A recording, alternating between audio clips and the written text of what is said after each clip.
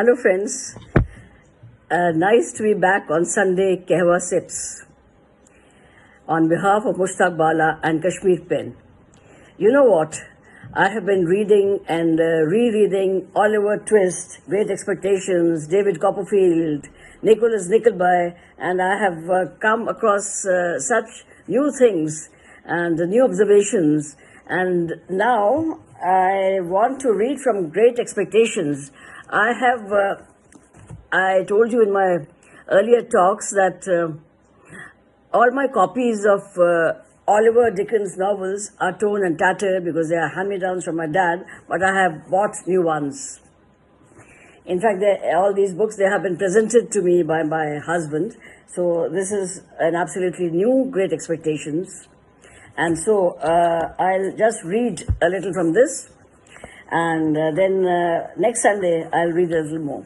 So this book, Great Expectations, is one of the first books of Dickens that I read in school. So it is a coming-of-age novel by Charles Dickens that follows the journey of orphan Pip from a simple blacksmith's apprentice to a gentleman in London. Mrs. Joe, his sister, is evil-tempered, and she is 20 or maybe 22 years older than him. And Joe Gargery, her gentle husband, is the village blacksmith with whom he lives. So let me read the first paragraph from the book, and I remember this paragraph even now, but I'll read it from the book because it's a new book. Chapter 1. My father's family name being Pirip, and my Christian name Philip, my infant tongue could make of both names nothing longer or more explicit than Pip. So I called myself Pip, and came to be called Pip. So this is the beginning of the first chapter. And so we find in the course of the novel that Pip's life is changed by an anonymous benefactor who he is convinced is the eccentric Miss Havisham, who had once invited him to Sati's house, a decaying mansion, where he had met her beautiful but cold adopted daughter Estella, and Pip had fallen deeply in love with her. He relocates to London to become a gentleman worthy of Estella's love. But later on,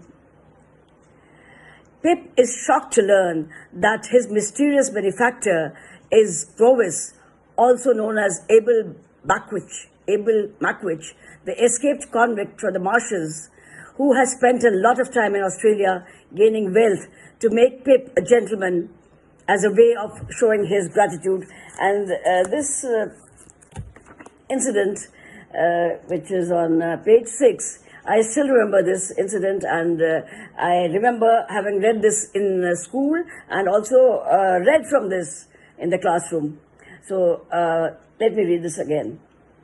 Hold your noise, cried a terrible voice as a man started up from among the graves at the side of the church porch. Keep still, you little devil, or I'll cut your throat. Keep still, you little devil, or I'll cut your throat. A fearful man, all in coarse grey, with a great iron on his leg, a man with no hat and with broken shoes, and with an old rag tied around his head. A man who had been soaked in water and smothered in mud. A man who had been soaked in water and smothered in mud and lamed by stones and cut by fins and stung by nettles and torn by briars, who limped and shivered and glared and growled, and whose teeth chattered in his head as he seized him by the chin. Oh, don't cut my throat, sir, I pleaded in terror. Pray don't do it, sir.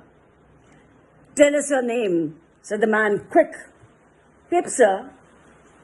Once more, said the man, staring at me. Give it mouth.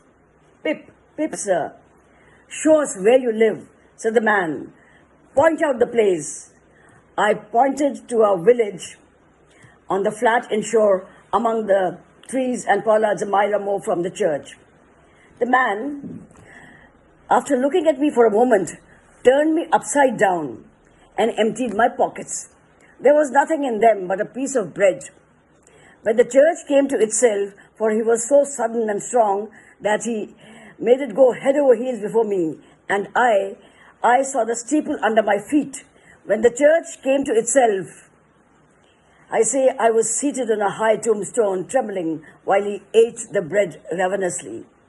You young dog, said the man, licking his lips, what fat cheeks you have got. I believe they were fat enough. I was at that time undersized for my years and not strong. Damn me if I couldn't eat them, said the man with a threatening shake of his head, and if I have half a mind to do it. So this is a very interesting incident. I still remember the scene and I can conjure the scene right in front of my eyes. And so Pip is, in the course of the novel, he's shocked to learn that the mysterious benefactor is this guy. So later on, we see that he recognizes the superficiality of his ambition and is ashamed of his arrogance and develops a deeper appreciation of Joe's loyalty. He finally accepts his true identity and the significance of genuine human connection over social status. Returning to his humble origins, he now starts valuing loyalty, humility, integrity, and compassion. So you can get hold of this novel. You will just love it. And I'm just giving you an outline of the book. It is a book of 450 pages. So read it, get hold of it. And toodaloo, see you next Sunday. Bye.